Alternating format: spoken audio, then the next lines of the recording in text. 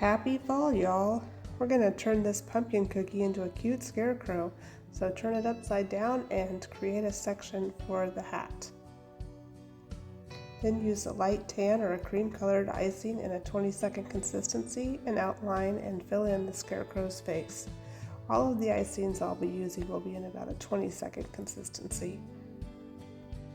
Use a scribe or toothpick to move icing to the edges or pop air bubbles.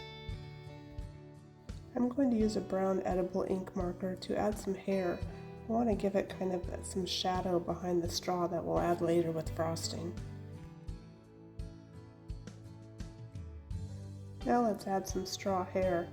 I lied to you earlier and told you all of my consistencies were about a 20-second consistency.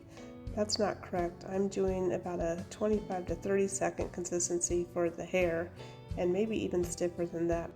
Because the icing is thicker, you can use a very slightly damp paintbrush and move it around to make it go exactly where you want it to go. Although with straw hair for a scarecrow, it can be any which way.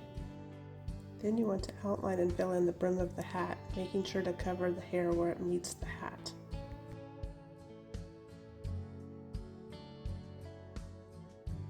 Use your scribe to move icing where you want it to go. Let's put a patch in the hat. Using orange icing, pipe right into the wet brown icing, and then do the same thing with green icing. Then outline the bandana in the same orange and fill in one section. Put it in front of a fan to dry for at least 10 to 15 minutes and then fill in the next section, and put it back in front of the fan. Let's give this guy a face. Using white edible paint, paint ovals for the eyes.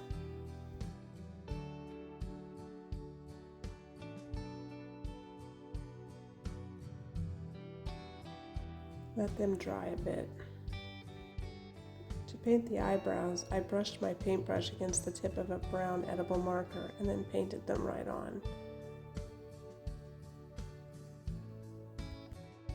Next, I used the Aurora Rose Elite Color dust by the Sugar Art to paint on some rosy cheeks. Dip a stiffer paintbrush into the color and dab off the excess on a paper towel, and then dab the cheeks onto your scarecrow. Use a dry paintbrush to brush off any excess.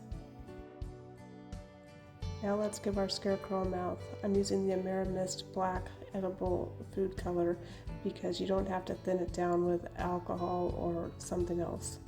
Using the very tip of the paintbrush, draw a wavy line for his mouth. Add in a couple of stitches so it looks like it's sewn on. Then paint in the pupils.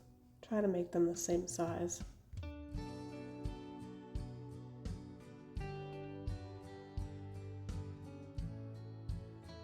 Outline the patches on the brim of the hat and add some stitch marks there too. I decided to add some white dots to the orange patch and to the bandana. Using the brown edible marker with my paintbrush again, I added a little strip of brown under the pupils on the eyes. Outline the eyes in black and add in some eyelashes and a little line at the bottom. It's finally time for the nose. Make a triangle using the cream icing. Fill it in pretty good so it doesn't crater. Then add a knot for the orange bandana. Once you've done that, put it back in front of a fan for about 15 minutes so that it doesn't crater. Now let's add some shading to our hat and dirty it up a bit. Using the black edible food color, I painted a strip in the crease of the hat. And then I used a dry brush dipped in a little bit of food grade glycerin to feather the color out.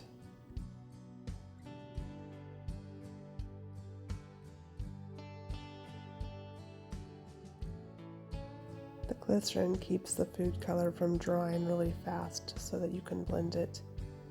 I'm going to turn my scarecrow over and do the same thing along the hairline, adding color until I have it the way I want it. If I get color where I don't want it, I can dip my paintbrush in water and dry it off on a paper towel and then kind of erase the color in places where I don't want it. I've let my bandana dry for a few hours, but I'm going to very carefully add in some white dots and some shading now. going around the knot with black and then adding some creases. Be very careful that you don't dent your icing. I got some color where I don't want it, so I'm going to remove it with a dry paintbrush slightly dampened with water. You might have to do that a couple times. And now our cute Scarecrow is done.